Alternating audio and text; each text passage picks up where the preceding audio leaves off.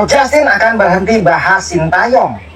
Ya, baru aja di Instagram resminya dia bikin pernyataan. Dia akan berhenti ngebahas tentang Sintayong, tapi nggak akan berhenti ngebahas tentang timnas dan liga-liga Eropa.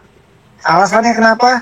Karena baru aja dia ditegur oleh sebuah akun yang sama yang telah mempublikasikan data pribadi Bung Toel.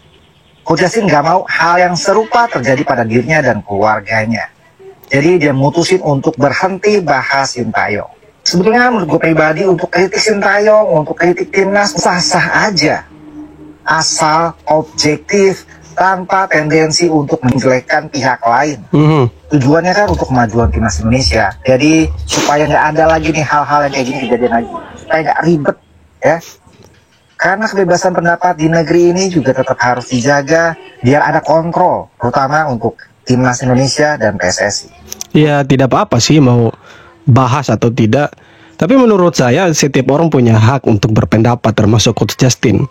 Dan selama ini saya pikir ya dia cukup objektif teman-teman. Ya memang kritikan dia sedikit keras akhir-akhir ini, mungkin berangkat dari beberapa pengalaman, tetapi ya dari kritikan kerasnya dia akhir-akhir ini itu membuat masyarakat Indonesia khususnya pecinta bola itu ya mengkritik Coach Justin juga habis-habisan gitu. Dia dibenci sekarang gitu.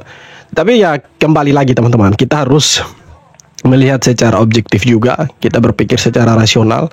Ya mungkin maksud dan tujuan dari Volt Anonim supaya jangan dulu bikin gaduh di zaman sekarang, maksudnya waktu sekarang ini begitu. Karena pasca serangan buzzer situasinya harus kondusif dulu gitu. Biarkan STY dan timnas fokus dulu untuk kualifikasi Piala Dunia Round 3 nanti lawan Australia, karena kita harus fokusnya ke situ teman-teman. Karena sekarang kita tidak punya event apa-apa lagi selain kualifikasi Piala Dunia Round 3. Dan supaya target bisa lolos ke ronde keempat, kemudian kita bisa main bagus, ya biarkan dulu mereka fokus. Jangan sampai fokus mereka ini diganggu sama statement-statement seperti orang-orang seperti Coach Justin, Akmal, kemudian Bung Toel dan lain-lain. Karena kalau kita lihat mereka ini influencer atau pengamat sepak bola yang suara mereka itu cukup didengar oleh netizen Indonesia atau media-media yang ada di Indonesia teman-teman. Jadi ya mungkin maksudnya Volt Anonim itu ya bagus juga, kondusif dulu, setelah itu baru boleh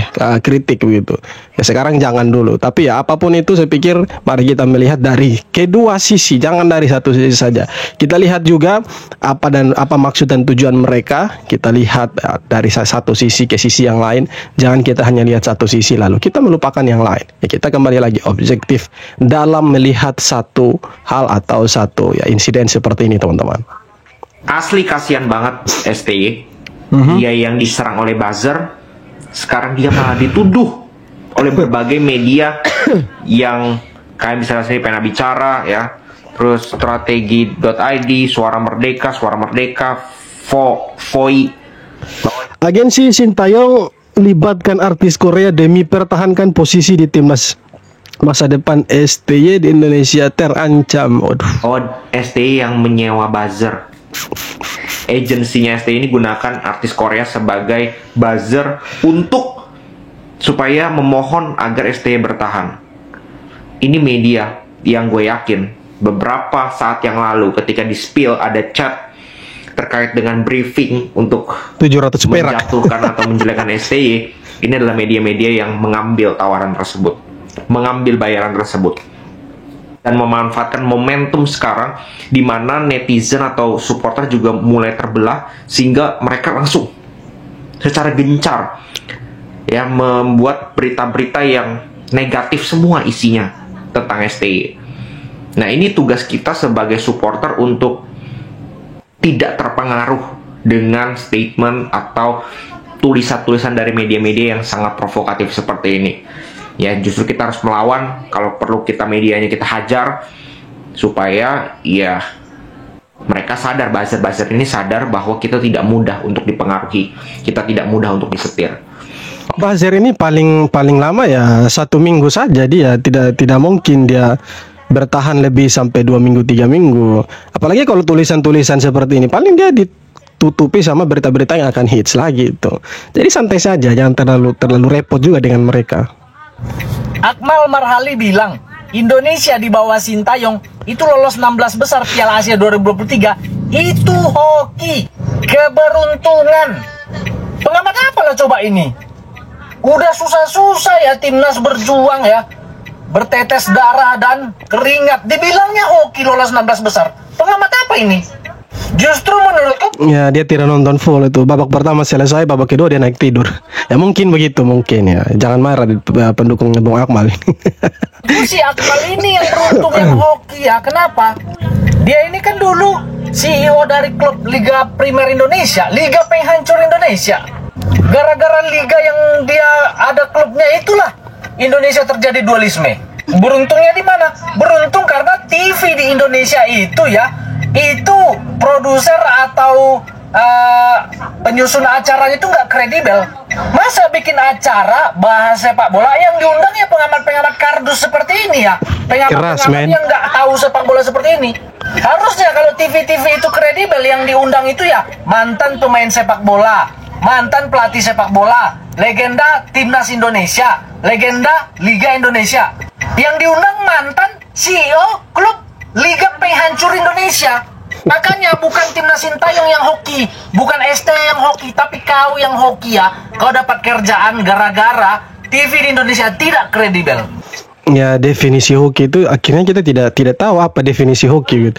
Karena kalau kita lihat sekarang perjalanannya ST dari awal dia datang sampai sekarang, kalau kita bilang dia hanya sekedar hoki ya tidak masuk akal juga gitu. Sekarang kembali lagi definisi hoki itu apa?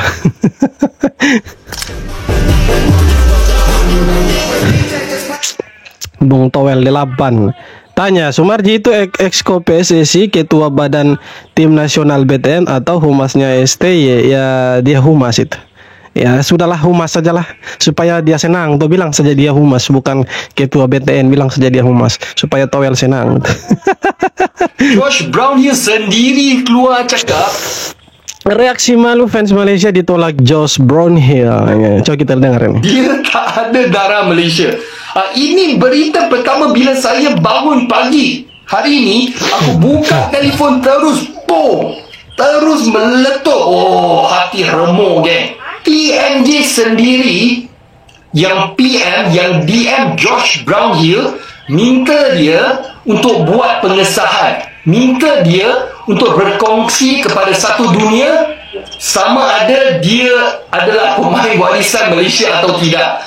Kerana kalau kamu ada tengok lah, memang banyak orang dah kongsi lah. Dia DM dia cakap kan, memang TMJ diberi tekanan lah, diminta oleh banyak-banyak fans Harimau Melaya, minta TMJ untuk dapatkan Josh Brownhill secepat mungkin. Kalau kamu ada tengok kan yang game hari tu yang kita seri dengan Singapura ke apa kan, channel-channel seperti Harimau Melaya, pihak media Harimau Melaya tu, mereka ada interview banyak orang penonton kat stadium, semua pun cakap benda yang sama. Kita nak tunggu Josh Brownhill. Dan TMJ mengambil inisiatif. Dia, abang pun rasa dia dah tahulah, dia dah tahu ini tak jadi kan. Kerana kalau tak silap saya, Midin sendiri kan, dia pun ada cakap yang banyak pemain-pemain warisan yang disebut-sebut sebenarnya bukan warga negara, tak ada darah Malaysia.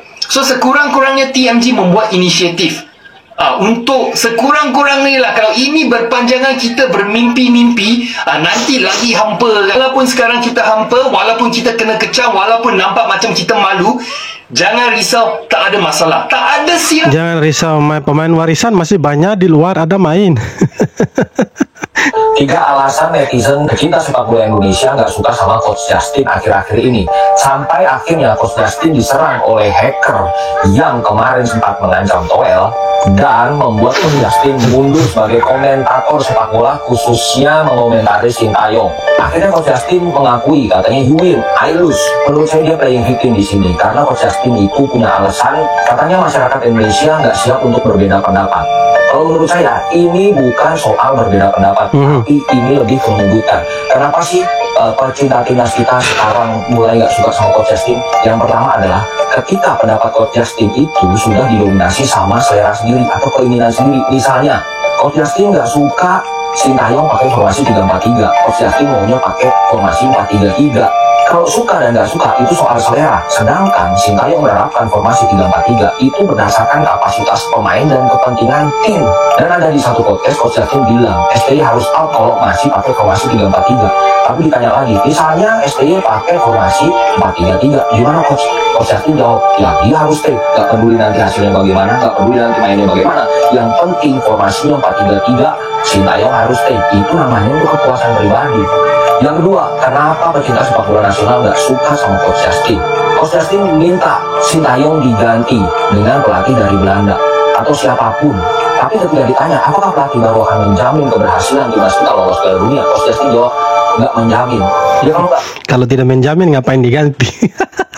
Nggak menjamin, terus buat apa? Itu namanya yang betul. Itu udah kebencian. Kalau sama-sama tidak menjamin, ya sudah, kita tetap berangkat sama Sintayong karena dari awal juga Sintayong yang membangun tim ini. Yang ketiga, soal Elkan itu pelin-pelan banget. Waktu sama Helmi Yahya diwawancara, katanya sepakat kalau memang Elkan indisipliner harus di-cut. Bahkan lu sendiri bilang kan, Coach, kalau gue pelatihnya Elkan gue cut. Tapi di lain pihak lagi, lu bilang, ini gimana sih Sintayong soal Elkan masa nggak dipanggil? Ini namanya mematikan karir anak muda. Seolah-olah Coach Sintayong nggak profesional. Sekarang gini ya, jangankan urusan indisipliner, beda pendapat sama lu soal Arsenal aja bisa lu blok. Kalau lu pelatihnya di tim nasional, Elkan melakukan begitu, gua yakin lu juga gak akan panggil. Atau jejak digital memang tidak pernah berbohong itu. Nah kan gue baru banget balik Jumatan ya, terus tiba-tiba banget nih ada klarifikasi dari El Clean boy, yaitu statement dari Coach Justin. Sudah ganti nama lagi sekarang ya. El Plan. Sudahlah, ayo, kita harus buat kondusif ini. Setelah Doi berkomunikasi dengan Volt Anonim, dia bilang nih boy, berdasarkan ini gue akan berhenti bahas STY. Dan dia bilang, you win, I lose. Maksud? Kalian yang mau lihat videonya silakan kalian cari sendiri boy. Intinya ada beberapa hal yang mau gue sampaikan di video ini. Kalau misalnya kita melihat dari statementnya Coach ya, ada satu kalimat yang gue underline ya, gue garis bawahin nih. Yaitu adalah dia bilang di sini nggak bisa berbeda pendapat. Sabar, ini nanti jadi multi tafsir nih. Jangan sampai seolah-olah Sintayong itu nggak bisa dikritik boy. Jangan sampai seolah-olah orang yang bersuara tentang Sintayong itu langsung menjadi hal yang salah.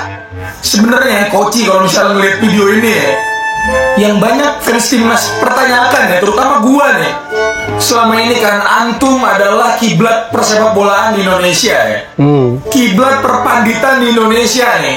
Betul. Yang kita pertanyakan adalah kenapa tiba-tiba akhir-akhir ini statementnya Coach itu seolah menyudutkan Sintayong boy, yang dimana kita semua tahu ya sekarang Sintayong lu mau fokus untuk kualifikasi lawan 3 nih. Hanya gara-gara kalah di AFF tidak tembus semifinal itu.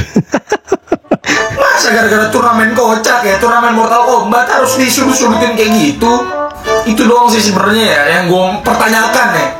Selebihnya ya kalau emang benar-benar kita pengen bola kita maju, mari kita sama-sama satu suara ya Coach ya, untuk timnas Indonesia.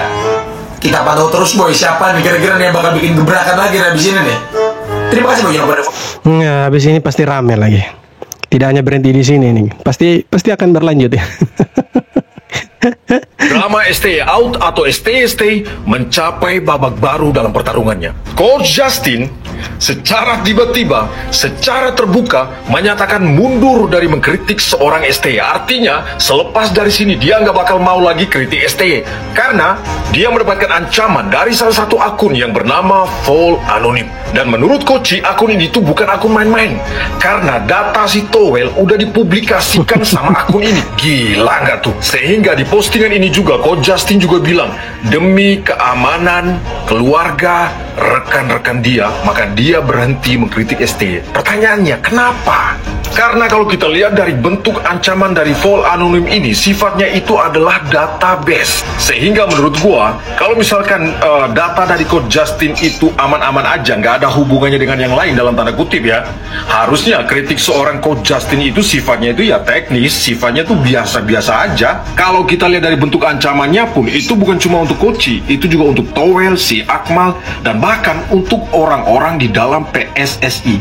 Gue penasaran sumpah apa sebenarnya yang sedang terjadi sekarang. Ini nggak mungkin kalau cuma kritik-kritik biasa doang, nggak mungkin bakal sampai sejauh ini, ya kan, pertarungannya tuh nggak mungkin bakal sampai sedalam ini. Gue sebenarnya udah punya tafsiran sendiri di kepala gue, cuma gue nggak mau nyampein di sini.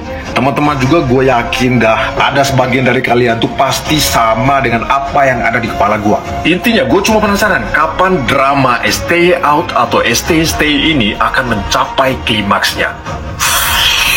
Ya pasti akan digoreng-goreng terus karena ini sumber uangnya mereka tuh. Jadi kalau misalkan berhenti di sini ya habis sudah sumber uangnya dorang tuh, kan begitu. Disarankan jadi pengganti STY di timnas klub asuhan Peter Huistra Malakana Bantai 4-0 Persik Kediri. Belakangan ini nama Peter Huistra banyak dikaitkan sebagai pengganti STY di timnas. Itu bermula dari saran Coach Justin. Dia menyarankannya karena dia melihat Peter Huistra sebagai pelatih Belanda yang punya taktik permainan mumpuni selama melatih Borneo di Liga 1. Namun dalam laga terbarunya Borneo asuhan Peter Huistra malah kalah 4-0 dari Persik. Seakan-akan dengan hasil ini Allah memberikan jawaban bahwa Peter Huistra masih tak cocok untuk menggantikan STY di timnas. Ya STY beda lah dengan Peter Huistra. Peter Huistra ini latih klub Liga 1 itu. Levelnya beda, bagaimana mau latih timnas? Aduh, kacau. Timnas Indonesia tidak lama lagi akan kembali ke era kegelapan. Timnas Indonesia yang sudah maju ini tidak lama lagi akan segera hancur. Di era sosial media ini kita tidak akan bisa melawannya. Apalagi hashtag tagar Stay Out berkumandang di mana-mana, viral di mana-mana. Mungkin tidak lama lagi kita akan segera melihat pemecatan Coach Sinteyong. Dalang dibalik orang yang ingin lihat timnas Indonesia hancur, mungkin tidak lama lagi akan mengembosi PSSI. Setelah Coach Sinteyong keluar, mungkin tidak lama lagi akan Pak Erick Thohir yang akan diincar dan akan segera keluar juga. Wah, tidak lama lagi kita akan memiliki timnas Indonesia yang tidak bisa dibanggakan lagi, yang penuh dengan masalah. Apalagi masyarakat Indonesia, terutama netizen mudah dikendalikan, mudah dipancing amarahnya, mudah dipancing emosinya. Tidak lama lagi kita akan segera melihat timnas Indonesia di zaman kehancuran kembali. Tulis pendapat kalian di kolom komen, teman-teman. Timnas Intinya kalau dorang macam-macam ya kita juga buat kita punya toh. Jangan kita kasih tinggal dorang. Nah kalau misalkan Erick Thohir dorang berhasil kasih out dari PSSI, STY dorang berhasil kasih out dari ya pelatih kepala, ya entahlah timnas kita jadi apa. Pasti akan dikuasai sama ya dorang-dorang mafia-mafia yang mau kita punya sepak bola hancur lagi. Jadi ya kita lihat saja nanti ke depannya seperti apa. Nah intinya sekarang kita tenang-tenang saja dulu. Kita nantikan ya berita selanjutnya seperti apa. Apakah drama STY out atau STY ini akan berakhir sampai di 2024 saja atau akan berlanjut sampai tahun 2025 di mana kita akan menghadapi kualifikasi Piala Dunia Round 3 nanti lawan Australia kita main away, kemudian lawan Bahrain, lawan Cina di GBK dan main terakhir di Jepang. Nah, ini sisa 4 pertandingan dan Indonesia harus ya manfaatkan betul-betul. Setidaknya harus bisa menang dan imbang, jangan sampai kalah. Kalau kalah dari Jepang ya tidak apa-apalah karena mereka kita tahu sendiri kualitas mereka seperti apa. Tapi dari sisa 3 pertandingan Australia harus imbang ya, minimal lah imbang minimal. Kemudian main 2 kali di kandang harus menang supaya kita punya ya bisa menjaga kesempatan untuk bisa lolos ke babak berikutnya ke ronde keempat ya. Tidak menutup kemungkinan juga kita bisa lolos langsung karena sekarang kita ada di posisi ketiga. Nah, kalau misalkan ya drama seperti ini, isu-isu yang berkembang seperti sekarang, ada buzzer kemudian yang dibayar 700.000 kah atau 700 rupiah per sekali posting di media sosial. Kalau ada isu-isu seperti ini ya semoga berakhir di tanggal 31 Desember. Jangan sampai berlanjut sampai tahun 2025 karena 2025 kita harus fokus ke kualifikasi Piala Dunia. Jangan sampai fokusnya terbagi kemudian kita kalah dari Bahrain, kita kalah dari Cina dan pupus sudah harapan kita mau lihat kita punya timnas bermain di ronde berikutnya. Oke teman-teman, jadi itu dia beberapa video tanggapan dan komentar dari netizen. So, seperti apa tanggapan kalian? Silahkan tulis di kolom komentar dan terima kasih banyak sudah nonton video sampai akhir. Kita jumpa lagi di video-video berikutnya. Hormat.